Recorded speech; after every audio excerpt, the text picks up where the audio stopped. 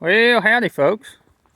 It's been a while since we made a video, so figured I ought to make one, give you a little update, see where we're at and what we've been up to. Uh, Finally got this truck up and running and legal and all that good stuff. That's a kind of a nightmare if you've never done it before, but finally got it all legal and set up and ready to roll. Got most all the mechanical stuff fixed on it and um, got through all the little odds and ends that needed done. But I'm just going to be walking around the truck, I guess, while I'm talking. And won't be an exciting video, but just kind of a little update. So I've been running it 2 weeks now. So it was this last week and then the week before that. First week, what did I do? I took a load down to, can't remember.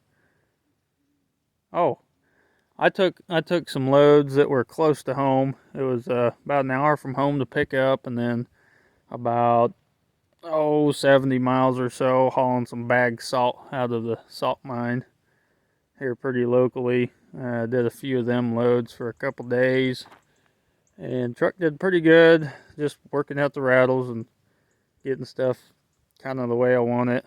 And then I got a little gig for a neighbor just down the road hauling some bales. He had 400 and I think we ended up with 415 bales.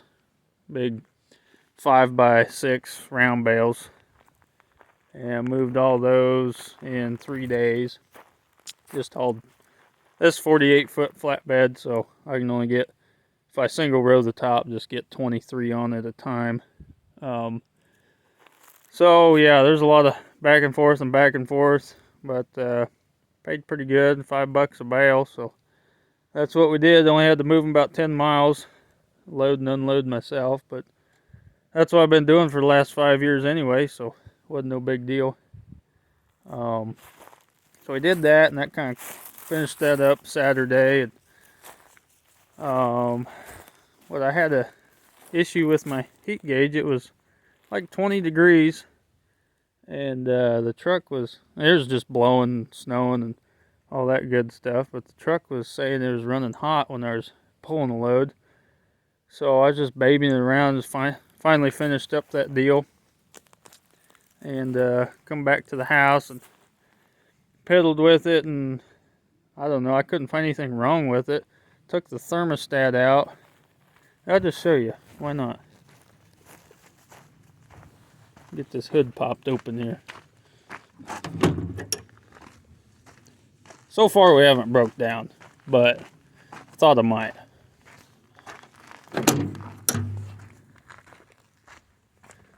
It'll give you a little visual.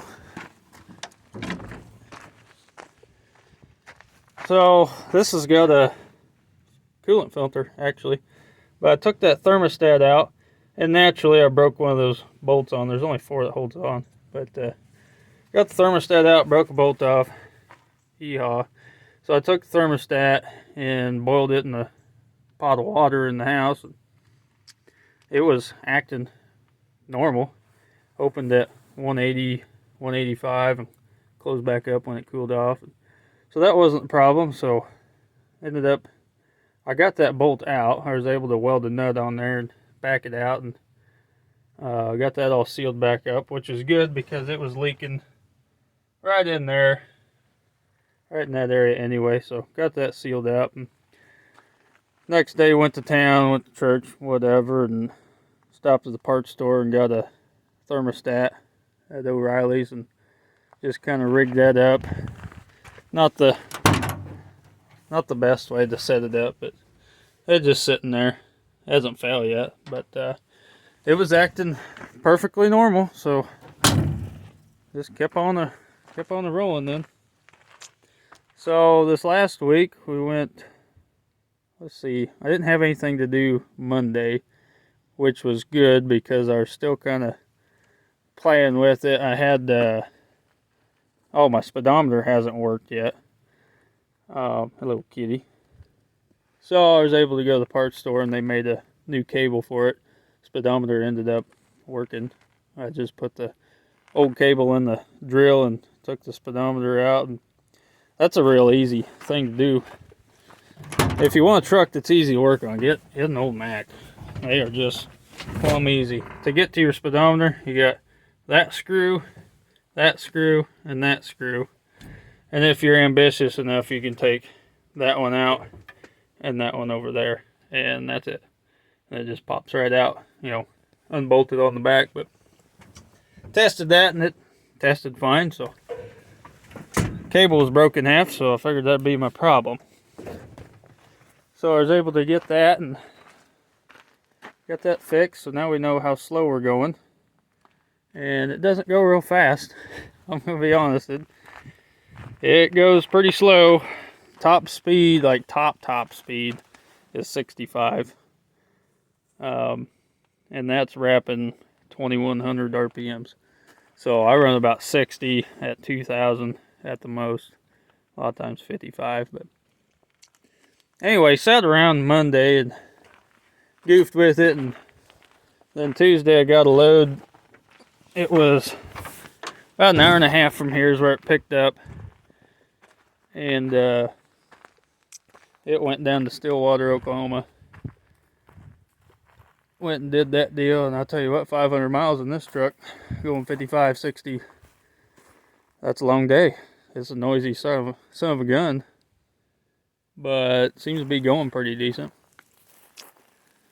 Did that, and then I had my old boss, he deals some feed bins, and he buys them out of Missouri, so he wanted me to go get a load out of Missouri, and he gave me enough time. I just need it done sometime this week, so I was able to find a load,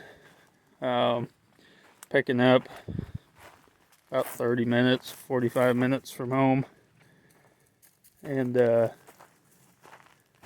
took that out. I had 3 stops in northwestern Missouri, and then central Missouri, and then south central Missouri, and that took a day and a half to, almost 2 days to do. But it got me over there, and then picked his load up and came home. That was on Thursday about midnight when I got home.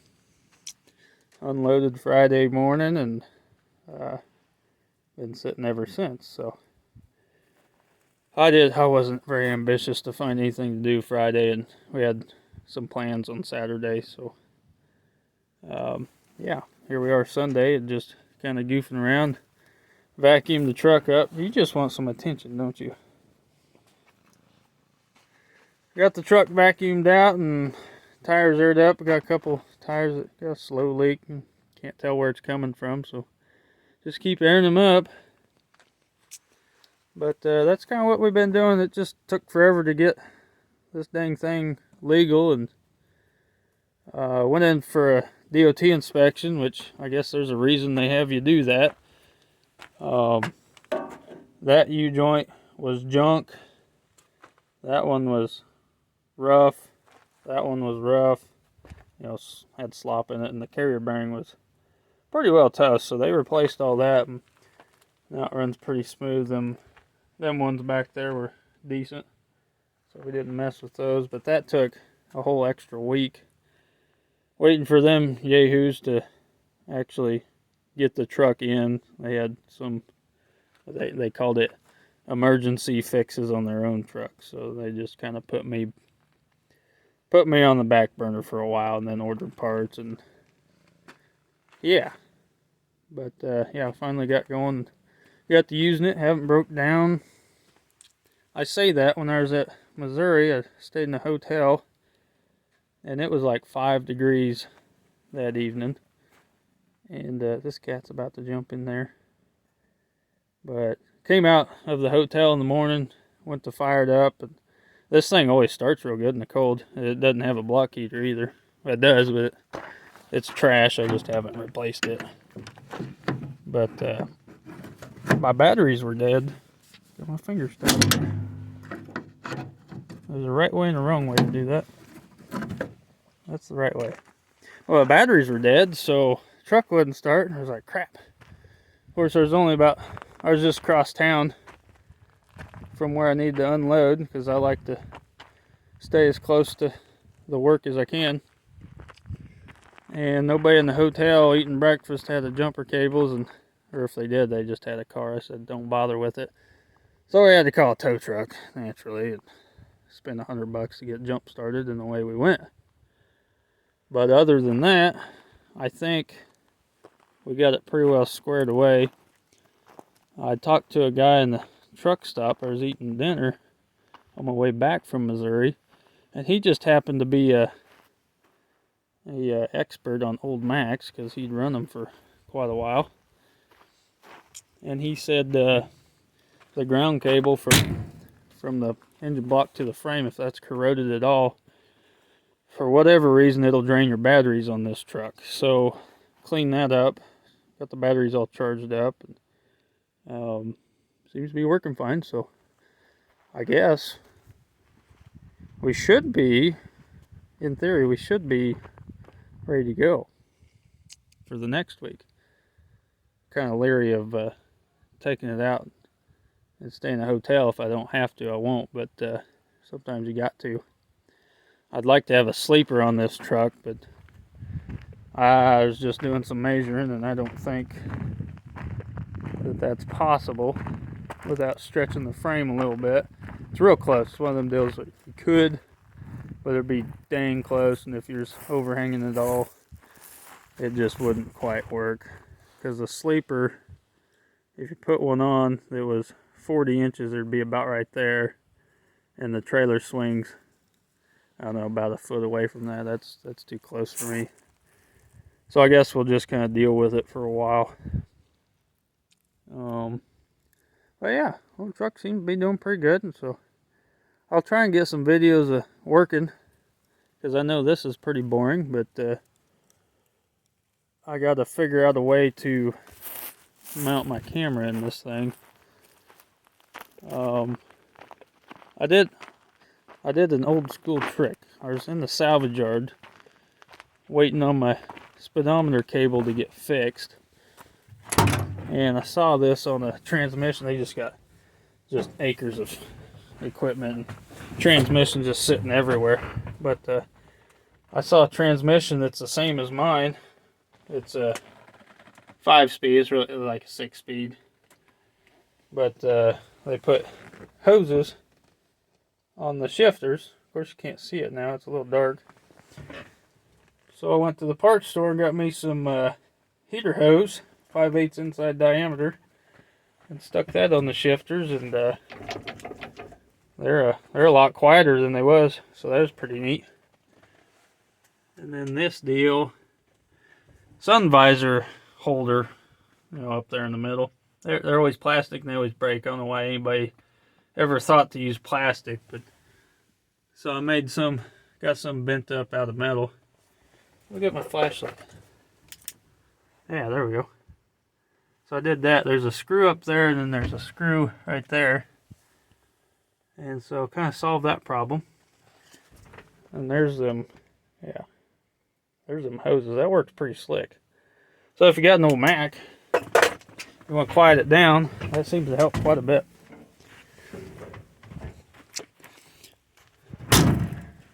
Anyway, I guess I'll quit rambling. We're just trucking, just old school trucking. That's all it is.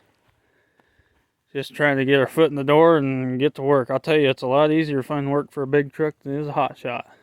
Boy, there's a struggle finding work for a hot shot, but try and look for loads for a semi. They're just pretty much everywhere. So a lot easier, quite a bit more money, but it is double the cost to run a truck, big truck, instead of a pickup. From the numbers I've crunched, it's just right at double. Tires are double. Fuels, this actually gets, believe it or not, it gets 6 to 6.5 miles per gallon, which I think is extremely good for a 1980 Mack truck with 24.5 tires, and I think it's got like 455 rears or something like that, 425 or something. So all things considered, I think that's excellent fuel mileage. My Dodge got between 12 and 14, so it's just about half or double on the fuel cost. But there's a lot more work to be done, a lot more consistent work. So anyway, I'll get off here. Thanks for watching. We'll catch you on the next video.